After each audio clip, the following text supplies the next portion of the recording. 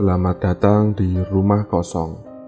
Bertemu atau melihat hantu tentu bukan suatu yang menyenangkan, terutama untuk orang yang takut terhadap hantu.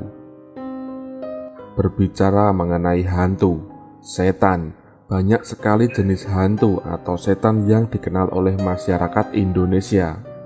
Sebut saja kuntilanak, genderuwo, tuyul, dan salah satu yang paling populer adalah pocong.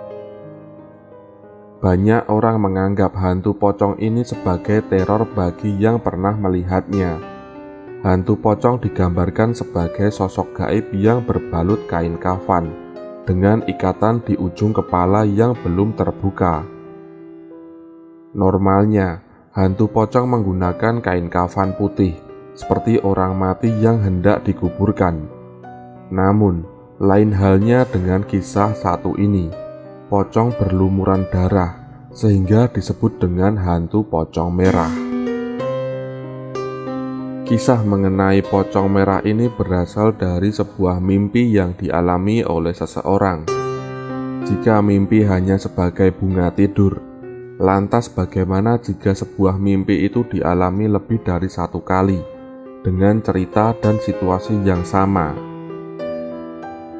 Mimpi mengenai pocong merah ini dialami oleh seorang anak laki-laki selama 4 kali berturut-turut. Kebetulan, di sekitar rumahnya terdapat kuburan tua. Si anak tersebut bermimpi sedang berdiri di sebuah gang yang tak jauh dari rumahnya.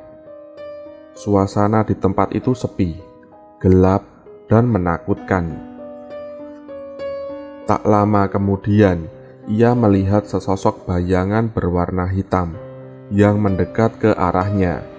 Semakin dekat, bayangan hitam tersebut berubah menjadi merah, dan semakin dekat menjadi semakin merah. Bayangan yang mendekat tersebut ternyata adalah sosok hantu pocong merah. Dan kini hantu menyeramkan itu telah berada tepat di hadapannya. Si anak laki-laki itu tak sanggup berlari, berteriak, bahkan memejamkan matanya. Ia menggambarkan penampakan hantu pocong di depannya menggunakan kain kafan berwarna merah dan berlumuran banyak darah. Bau sangat anyir yang berasal dari pocong tersebut juga sangat menusuk. Darah menetes dari kain kafan dan mengenai wajah anak laki-laki itu. Wajah pocong itu gelap dan matanya merah. Mimpi itu berakhir ketika azan subuh berkumandang. Anak laki-laki itu memutuskan untuk merahasiakan mimpinya dari siapapun, termasuk orang tuanya. Saat malam berikutnya, tak disangka mimpi yang sama persis hadir kembali. Mimpi itu pun berakhir di waktu yang sama, yaitu saat azan subuh. Tak hanya di kedua malam tersebut, mimpi itu dialaminya selama 4 hari. Akhirnya, anak tersebut pun menceritakan mimpi itu kepada kedua orang tuanya. Tanggapan sang ibu dan sang ayah berbeda.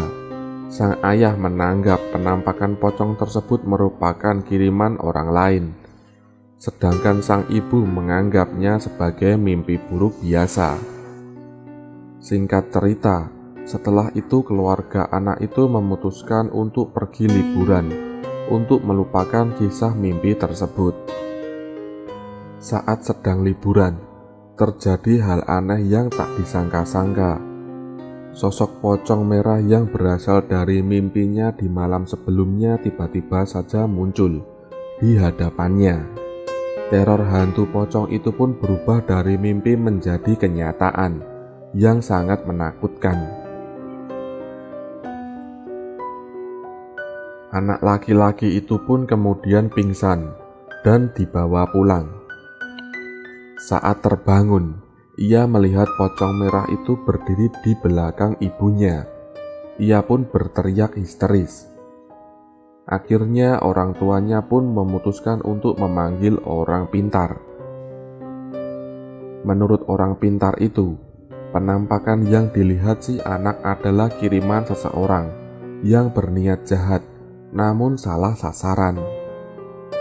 Dengan bantuannya, si anak pun sudah tidak lagi dihantui oleh pocong itu. Sekian cerita mengenai teror hantu pocong merah.